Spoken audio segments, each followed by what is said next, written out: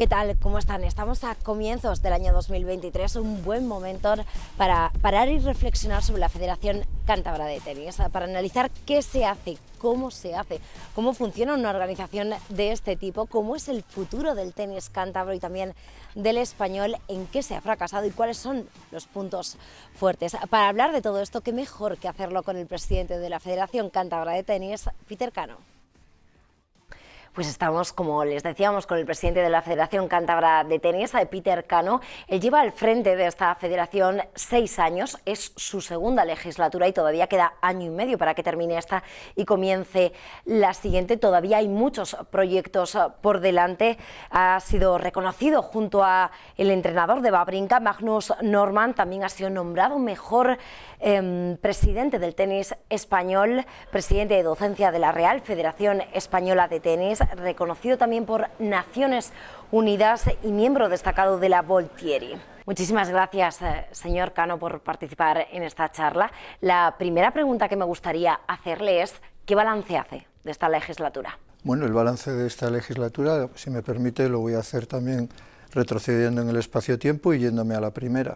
Creo que ha sido provechosa, hablo de hechos, de datos, porque luego mi opinión, pues bueno, evidentemente todo el mundo tendrá la suya, pero los datos que existen es que han sido la primera legislatura ya terminada y esta que estamos en su mitad, han sido sumamente provechosas para el tenis en Cantabria y para todos los estamentos del tenis.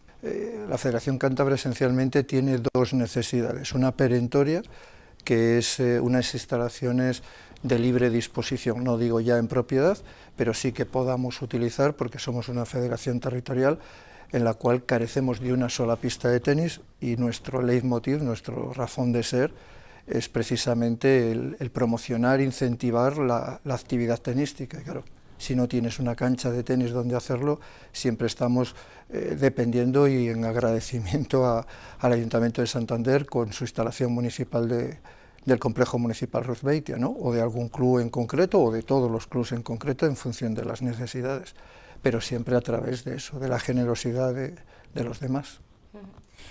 Y no puedo dejar de hacerle la siguiente pregunta. ¿Se presentará a las próximas elecciones para continuar al frente de la Federación? Bueno, las próximas, sí, todavía a ver, finaliza, si no recuerdo mal, que no lo recuerdo mal, en el 24. Entonces no se sabe todavía la fecha, pero sinceramente no lo tengo pensado, es algo que no me he planteado. Tengo proyectos al corto medio plazo respecto a la federación y luego, bueno, ya veremos, lo hablaré con mi gente de confianza, a ver qué cosas se consiguen o no se consiguen en este periodo de tiempo que aún nos resta, y en función de eso y de circunstancias personales, pues ya veremos qué decisión se adopta.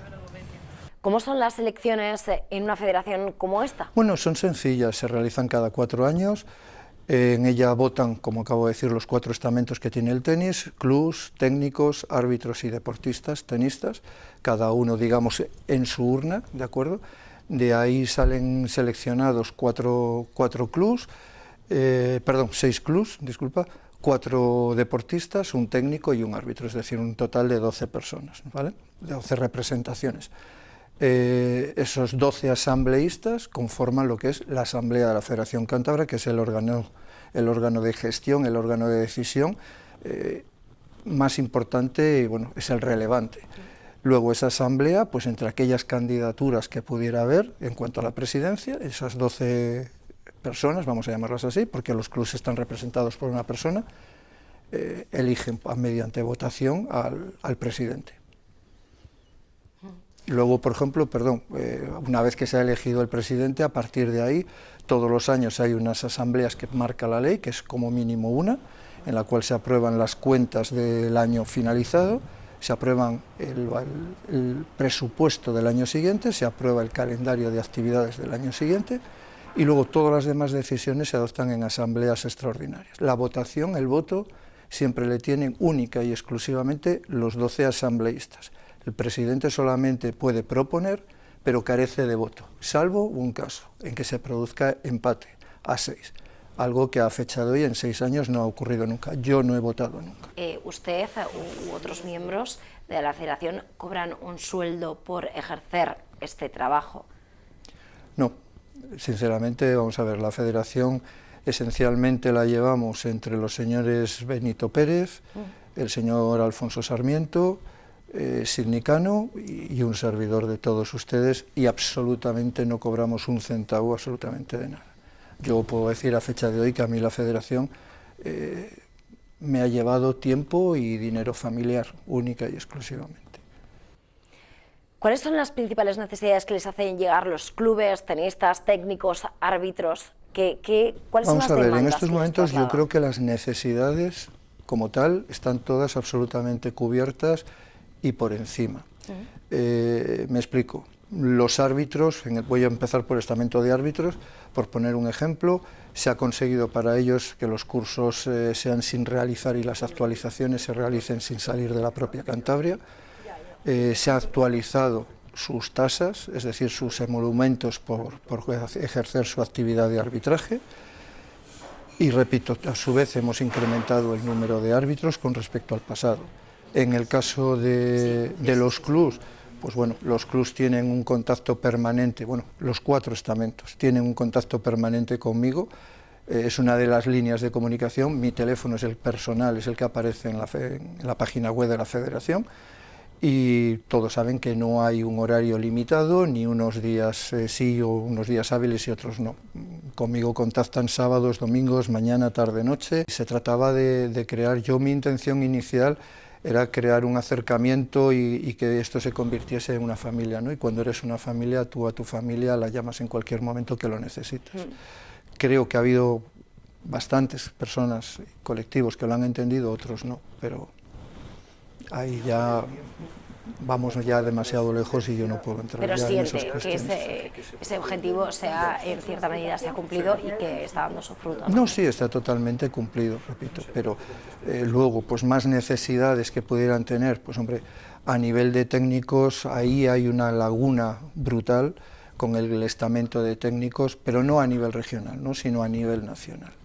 Los técnicos somos no un microgrupo, ya creo que podemos decir que somos un macrogrupo si abarco todo el espectro nacional, pero que no estamos regulados, no existimos desde la perspectiva, en muchos casos, del ciudadano de a pie, no somos nadie, ni social ni representativamente. Siempre en muchos casos se ven cuestionados de forma total y absolutamente injusta. Y luego existe otro hándicap importante que es permítaseme la expresión, cuando utilizo lo de sin papeles. Sin papeles, ¿a qué me refiero? Pues que de repente un señor de la noche a la mañana se siente capacitado para impartir la metodología, para impartir clases, para realizar entrenamientos, y eso al final, pues se quiera que no, va en detrimento de la profesión y de la imagen del colectivo en su totalidad. En el caso, por ejemplo, de los técnicos, puedo decir que durante la desgraciada pandemia del COVID, pues fuimos la territorial que puso un salario para sus técnicos a fondo perdido sin exigir ningún tipo de reintegro, y el 1 de cada mes, mientras la pandemia duró, la Federación le estuvo dando un salario porque nuestros técnicos se quedaban total y absolutamente abandonados de la mano de Dios, ¿no? Sin recursos, sin medios, absolutamente sin nada.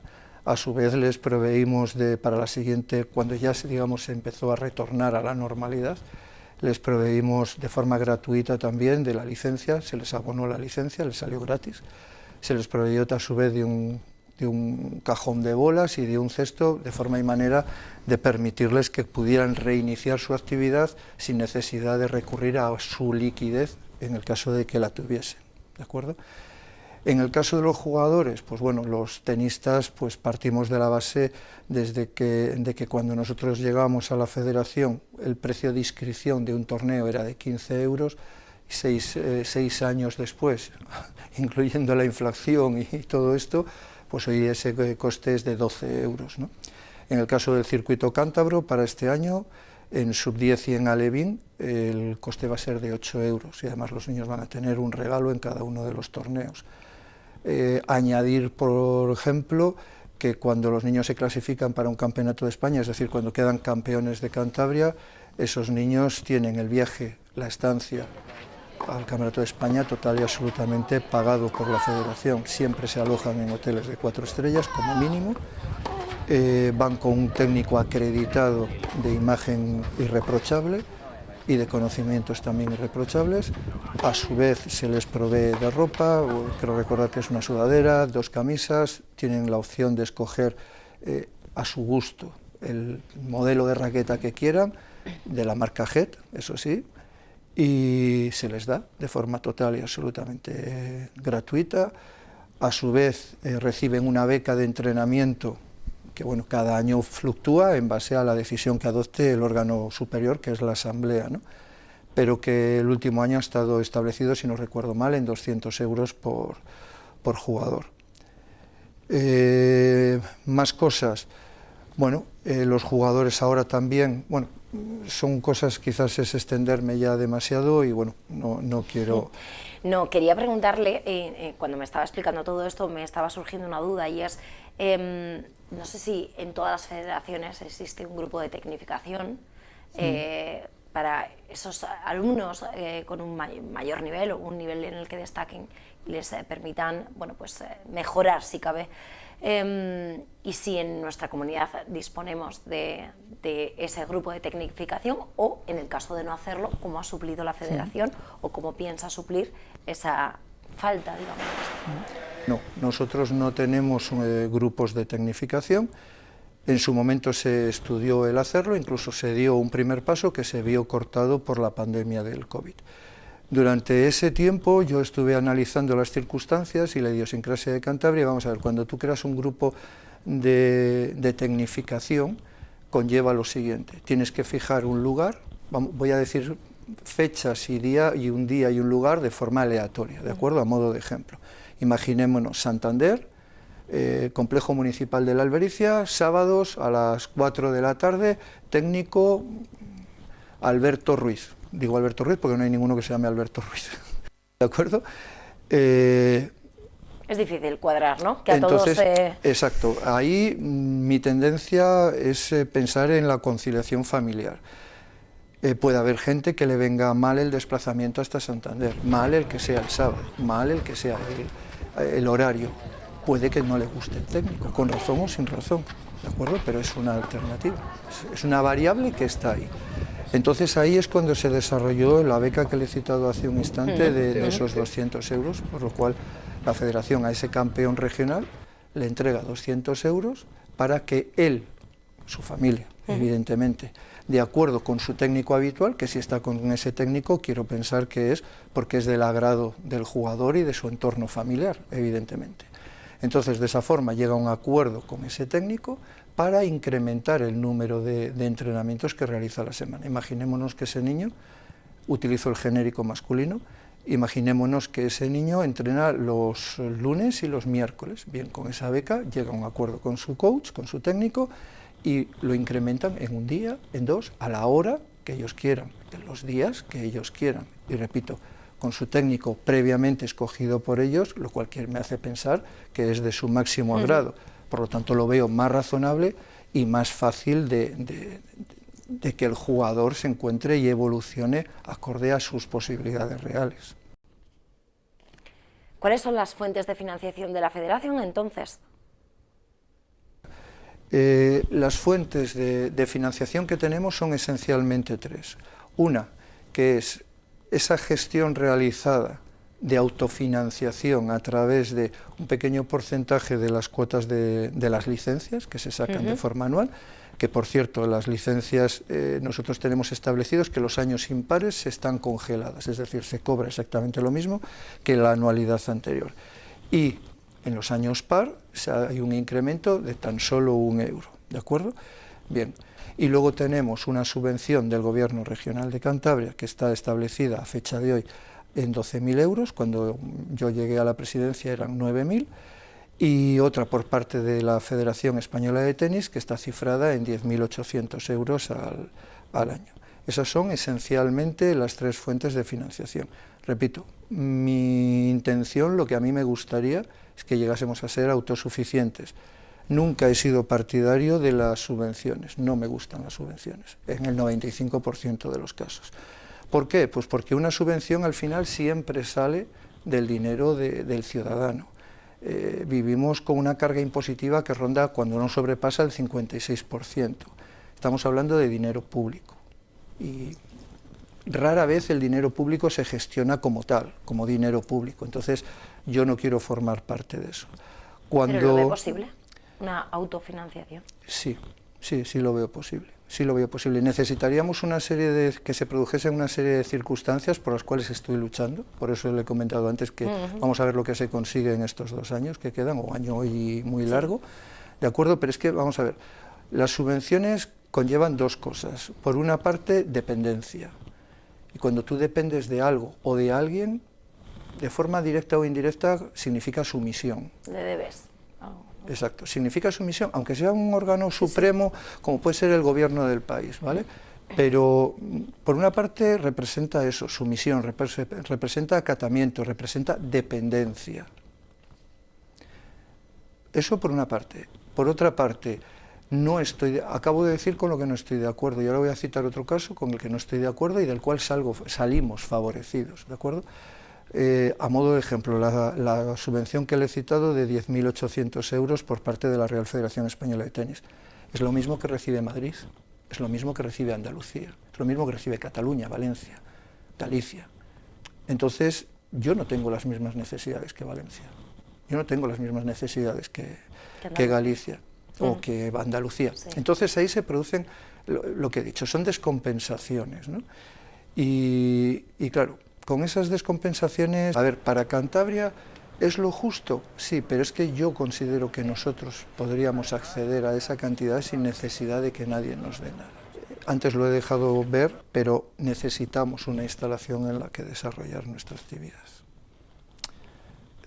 Yo salgo de Cantabria, me encuentro con personas de mi pasado relacionadas con el tenis, personas, creo que para el mundo del tenis, terriblemente importantes, y no puedo asumir con ellas el compromiso de traerlas a Cantabria porque previamente tengo que buscar una casa donde alojarlos, un club donde hacer ese encuentro. ¿Y eso de quién depende? Bueno, pues eso esencialmente la federación depende del gobierno regional de Cantabria, ¿no?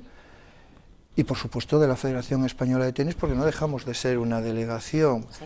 Antes he dicho, vamos a ver, las territoriales somos autónomas, pero no independientes. ¿Qué significa esto? Pues significa que de la española recibimos una serie de directrices, que es la capacidad que ellos tienen sobre las territoriales, que son esencialmente los reglamentos de clasificación, de competición, de disciplina y de licencias. Pero luego las territoriales tenemos transferidas competencias como son el ámbito económico, como tenemos también transferido el tema deportivo, ¿de acuerdo? Por ejemplo, el ranking depende también directamente de la Federación Española. Nosotros no tenemos capacidad de actuación y somos puros intermediarios, al igual que con las licencias, ¿de acuerdo? Las licencias pertenecen a las territoriales, pero, repito, somos autónomos, pero no independientes. Podemos hablar de los déficits, que quizá igual veo que es ese, ¿no?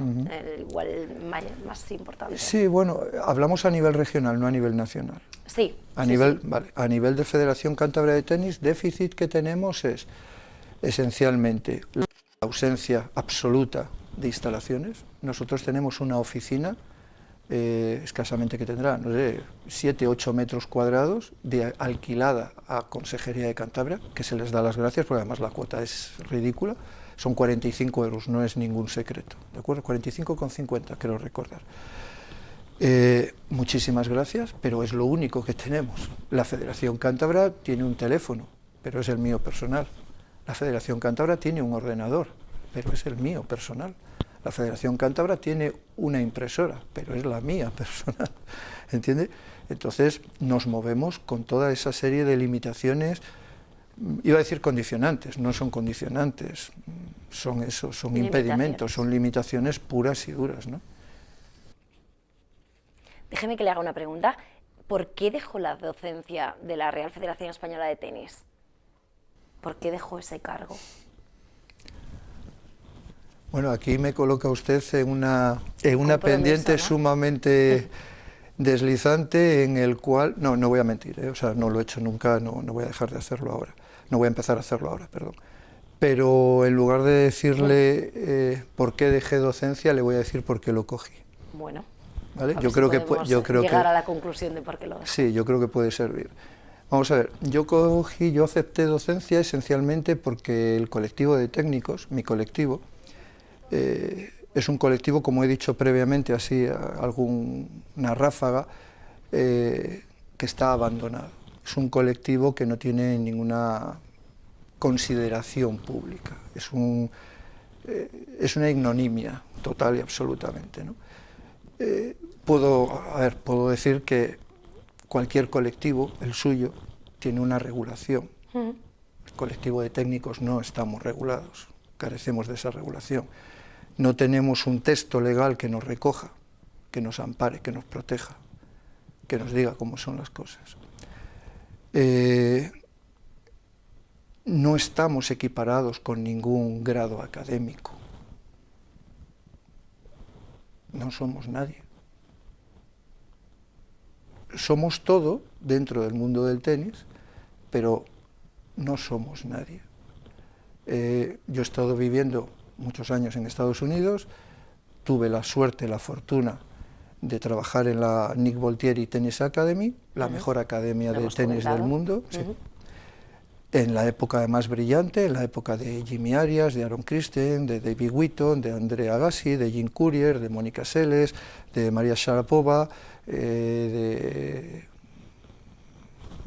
sé, son tantos que al final ya la cabeza te baila. También pasaron por allí las hermanas Williams, el propio Boris Becker. Es una época, una academia que raramente se va a volver a repetir en la historia, ¿no? Y allí te llamaban Doc. Yeah. Te vas a Sudamérica, Latinoamérica y te llaman profesor, señor profesor.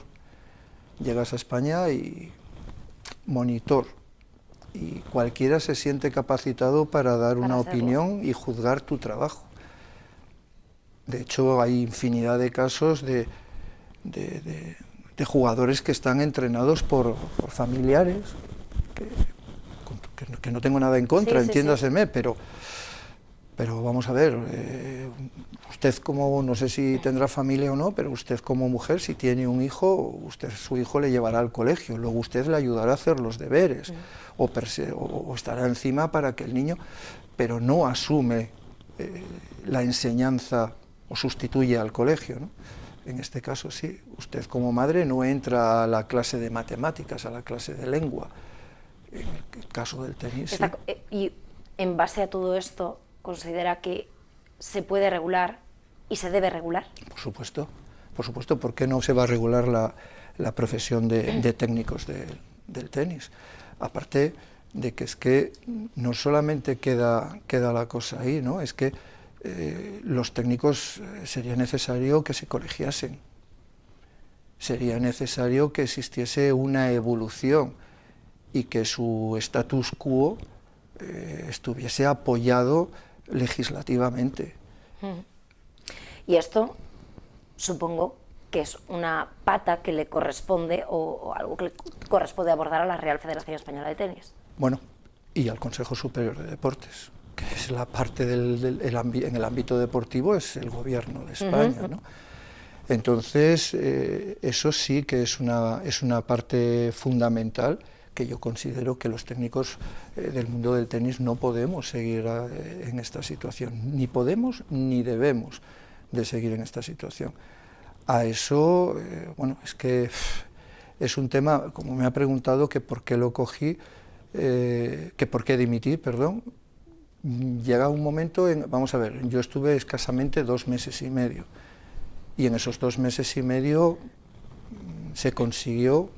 Yo hice una propuesta, la junta directiva, fue una junta directiva ardua,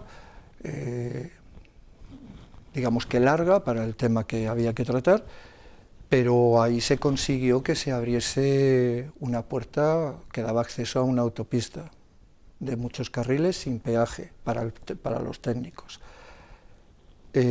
Simplemente se trataba de aplicar lo que es la ley en vigor en todo el territorio nacional, y es que hay determinadas facetas, determinados aspectos que están transferidos a las autonomías, por lo tanto están transferidos a las territoriales, ¿de acuerdo? Como he dicho antes, como es la educación, como es el deporte, entonces es que estamos hablando de esto. Conseguí que esa puerta se abriese, pero claro, el continuar conllevaba para mí tener que lidiar con determinadas circunstancias e impedimentos, y amo el tenis. A mí el tenis me lo ha dado todo. Y cuidado, yo también se lo he dado todo al tenis. ¿Cómo es la relación con la Real Federación Española de Tenis? Antes lo ha dicho, es correcta porque no puede ser de otra manera. Pero... Vamos a ver, la Real Federación Española de Tenis hay que verla, o yo personalmente la veo desde varias perspectivas. Una desde el ámbito del profesionalismo. ¿Qué voy a decir de los tenistas españoles? Vuelvo a hablar en genérico masculino, ¿vale? Brillantes, brillantísimos.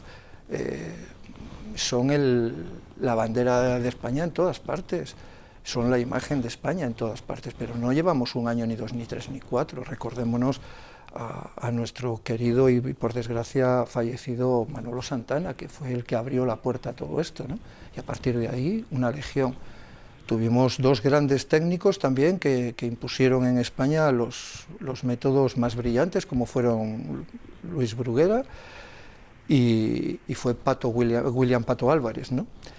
Pero entonces en el ámbito deportivo y de resultados hay que quitarse el sombrero y hacer la ola, que se diría vulgarmente. Bien, ese es un ámbito. El otro ámbito es el funcional. Los trabajadores de la Real Federación Española de Tenis, ustedes no les conocen, pero vamos, excepcionales. Luego, por otra parte, estaría el ámbito directivo gerencial. Bueno, el ámbito directivo gerencial somos personas que transeúntes, si lo quieres así decir, ¿no? Somos personas que hoy están un periodo de tiempo y luego desaparecen. Ahí evidentemente estamos entrando en el ámbito de las relaciones humanas.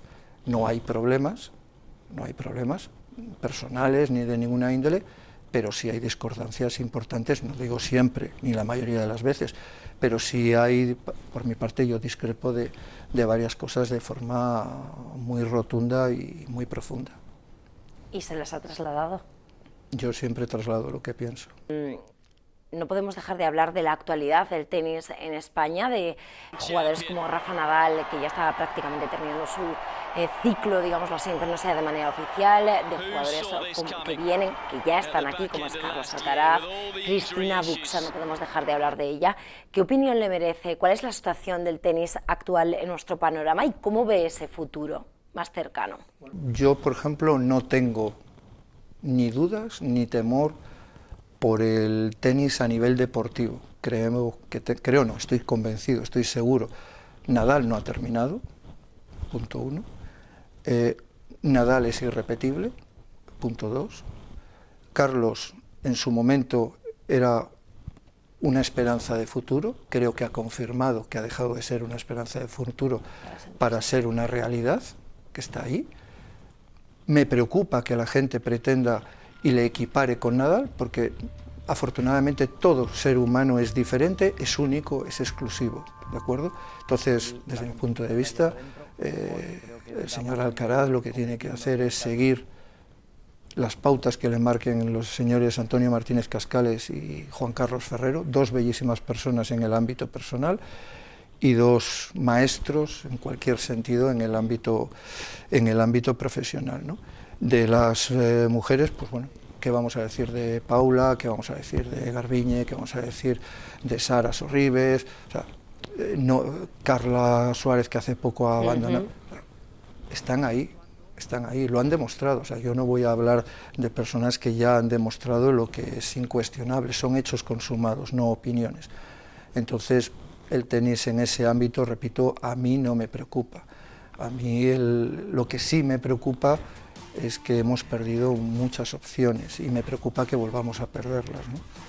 Me explico, Rafa lleva 15, 16 años siendo bandera, no de este país, que por supuesto, sino siendo bandera de nuestro deporte. Y el día que llegue. Evidentemente Rafa, por edad, está más cerca de retirarse que no de empezar su carrera. La empezó en 2005, si no recuerdo mal. Entonces, estamos más cerca del final. Yo estoy más cerca del final de mi vida que del principio, es obvio. Pero todo ese tiempo ha transcurrido y no hemos creado una infraestructura aprovechando ese tirón, no hemos asumido un liderazgo nacional e internacional que nos permita ser quienes somos. En España tenemos, hablo de memoria, no sé si hay 15, 16, 17 modalidades deportivas que tienen una ayuda del gobierno superior a la nuestra. Quiere decir que hay 15 deportes que están por delante del tenis. Yo personalmente no lo entiendo, me resulta incomprensible. ¿Eso qué significa? Pues que no hemos asumido el rol que teníamos que haber asumido. Ahora llega Alcaraz, si vamos a actuar igual vamos a tener los mismos resultados. Si usted dice, le pregunto, y si yo le pregunto a usted 2 y 2 y usted me dice 5, yo le voy a responder que está mal. Si se lo vuelvo a preguntar y reitera el 5, vamos a perdurar, vamos a permanecer en el error. Entonces, eso es una cuestión. Luego, pues bueno, hay cuestiones que en imagen nos han hecho, desde mi forma de entender, mucho daño. A mí personalmente me dolió mucho nuestro voto a favor de la Copa Davis, ¿no? ¿Cuál es el futuro de la Copa Davis? Pues yo pienso que el futuro de la Copa Davis radica en una cosa, come back to my roots, o sea, en volver a sus raíces. Con aquellos matices, con aquellas puntualidades, pero no podemos vender nuestra raíz, no podemos vender nuestra historia, no podemos vender lo que somos. La Copa Davis son 118 años de historia. ¿Usted se imagina que el golf venda la Ryder Cup? O sea, hay cosas que están por encima de todo. Y la Copa Davis, como Wimbledon impone el blanco, la Copa Davis, mira, somos así. Tú como jugador nos aceptas o no nos aceptas. A ver, no se trata de tener un formato, unas condiciones que imposibiliten, pero la Copa Davis no puede perder su esencia. Es su esencia. Cuando tú juegas en casa, a esos partidos van padres, niños, familias que en su vida han visto un partido de tenis. Estás creando la base de la pirámide. Y cualquier cosa se basa en una base, un edificio, una estructura. Necesitas una base, cuanto más sólida, mejor, cuanto más arraigada, mejor. Tuvimos en el muy pasado, no tan lejano, las emociones son las que mueven a la humanidad. Y la Copa Davis genera emociones. Otras cosas no, lo genera un individuo, una persona. Rafa, Paula, Garbiñe, Carlos, una persona. Pero la Copa Davis en su conjunto genera emociones, genera sentimientos. La sociedad se mueve por emociones y sentimientos. ¿Cuál cree usted que es la solución a la problemática actual que puede haber dentro de la Real Federación Española de Tenis? Bueno, es un poquito referirme a varias de las cosas que he citado previamente, ¿no? España es una potencia incuestionable, fuera de toda duda y fuera de cualquier discusión posible y razonable, evidentemente. Tenemos que asumir ese liderazgo, como he dicho antes. Tenemos que asumir ese rol y sobre todo ejecutarlo, ser líderes. Tenemos jugadores que nos lo otorgan. Los jugadores están ahí y nosotros, hablo de nuevo como institución y estoy dando mi opinión subjetiva. Yo creo que tenemos que tirar de lo empírico, tenemos que tirar de personas con un altísimo nivel, no a nivel nacional, sino a nivel mundial y que sin duda han dejado y van a dejar huella en este deporte. Ahí tenemos eminencias, para mí al menos lo es, como el doctor Ángel Cotorro, ¿no? ¿Qué voy a decir de Ángel Cotorro? Que no, cualquier cosa que diga me quedo breve, me quedo corto y sería injusto, ¿no? Porque siempre voy a estar por debajo de lo que el señor Cotorro se merece, de lo que el doctor Cotorro merece. Luego tenemos técnicos como Antonio Martínez Cascales, Juan Carlos Ferrero, Manu Sánchez, Toni Nadal, Xavi Budó. Tenemos personas del valor en la pedagogía de nuestro deporte, como es el señor Luis Mediero, una persona que ha estado no sé, son 32, 33 años, ahí luchando por el colectivo, luchando por la pedagogía, con gente a favor, con gente en contra el poder establecido, y digo contra el poder establecido que no con, ¿no? Porque durante muchísimos años, bueno, pues 32 años, el poder establecido, digamos que es lo oficial, ¿no? Siempre ha sido una lucha dispar, yo no lo veo razonable, porque es una persona que puede aportar muchísimo. De hecho, cuando antes en la pregunta de docencia, de que por qué había dejado docencia, yo le he dicho que por qué lo he cogido, pues una de las intenciones era precisamente, y se consiguió, ¿no? Fue abrir esa puerta que es la unidad del colectivo de técnicos en el ámbito del tenis español, y el señor Mediero, sin lugar a ninguna duda, tiene que formar parte, desde mi forma de entender todo esto. Tienes una persona y personaje como es el caso de Ana Salas. Ana Salas yo considero que es una persona indispensable dentro del organigrama de futuro de la Real Federación Española de Tenis. Ella lleva una fundación como es Bipro, que creo que si se encauzan las cosas correctamente, ella podría dar y aportar muchísimas soluciones a esos jóvenes que se encuentran en muchos momentos con esa lucha intestina de tenis, estudio tenis, cómo compagino, cómo lo hago, ¿no? Yo creo que Ana Salas es persona indispensable en todo esto. Creo que las personas deben de salir por sus méritos, por su trabajo, por su esfuerzo, y por ejemplo, pues el nivel de las federaciones territoriales y también en la nacional. Al final la presidencia se está convirtiendo en una especie de hecho hereditario. Lo veo poco democrático, lo veo... cuando tú das continuidad de forma perpetua, no permites que entren ideas, aires nuevos, etcétera, etcétera. Y si la palabra hereditario suena muy fuerte, pues vamos a dejarlo como en Estados Unidos, en esos estados en los que aún persiste la pena de muerte, ¿no? Y sería la última voluntad ejecutable del presidente en vigor. Presidente de la Federación Cántabra de Tenis, muchísimas gracias por esta charla, por este diálogo, por esta conversación que hemos tenido, y que espero que podamos volver a tener pronto, hablando de futuros proyectos para esta federación. Gracias. Gracias a vosotros, para mí ha sido un placer.